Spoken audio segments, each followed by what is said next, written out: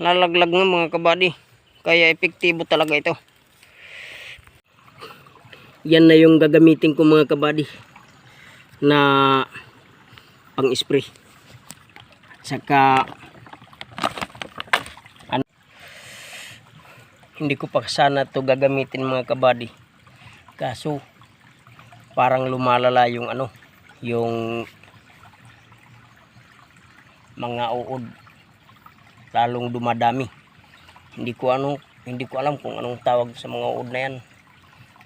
Parang mga army worm siguro yan. Ang dami kasi, pinalilibutan na yung aking talungan. Kaya ngayon kahit umaambon, kailangan kong mag-spray. Kaya ito na yung gagamitin ko mga kabady.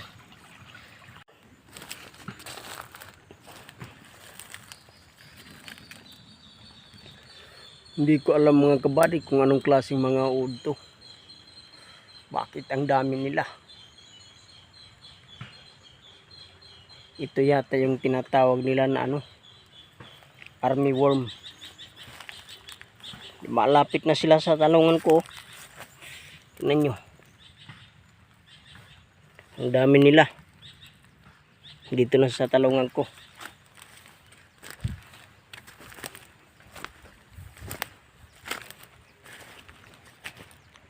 Yan talaga yung talungan ko mga kabady.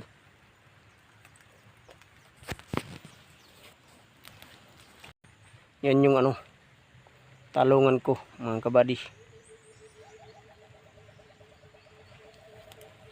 Hindi natin to hayaan na makapasok sa ating talungan ang mga uod na yan. Kaya gagamitin ko na yung yung tinatagong teknik mga kabady.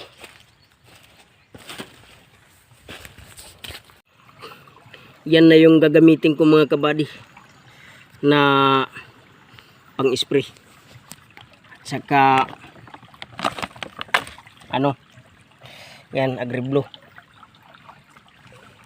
Halo-haluin ko na yan sa isang sa isang tira lang para hindi masyado tayong sa oras.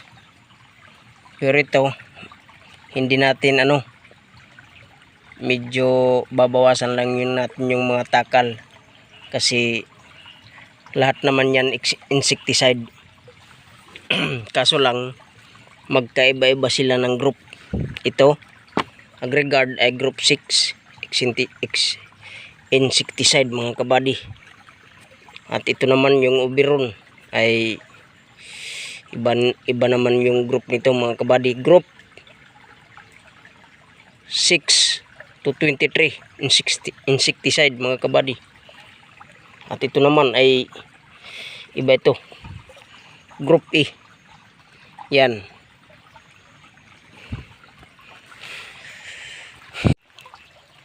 Ang importante mga kabady sa paggamit natin ng mga insecticide ay alam natin kung anong group sila, para kung magkapareho sila ng group, magkapareho lang yung yung lakas nila.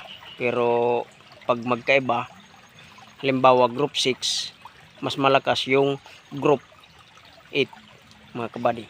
Kaya ito yung gagamitin natin, pero halo-haloin na lang natin. Pero hindi natin amo na yun. Ito mga kabady na gamit natin na mga medisina, yung combination natin na ginamit, ang Oberon, AgriGuard at saka Gold, ay tingnan natin kung anong epekto.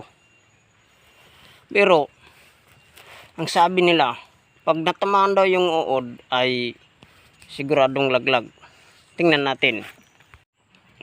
Testingin natin dito sa gilid ng aking talungan mga kabady dahil marami yung army worm. Tingnan natin kung malaglag nga sila.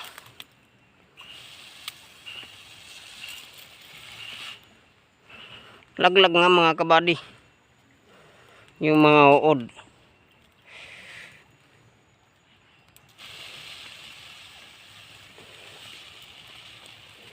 Oh, lalaglag nga mga kabady.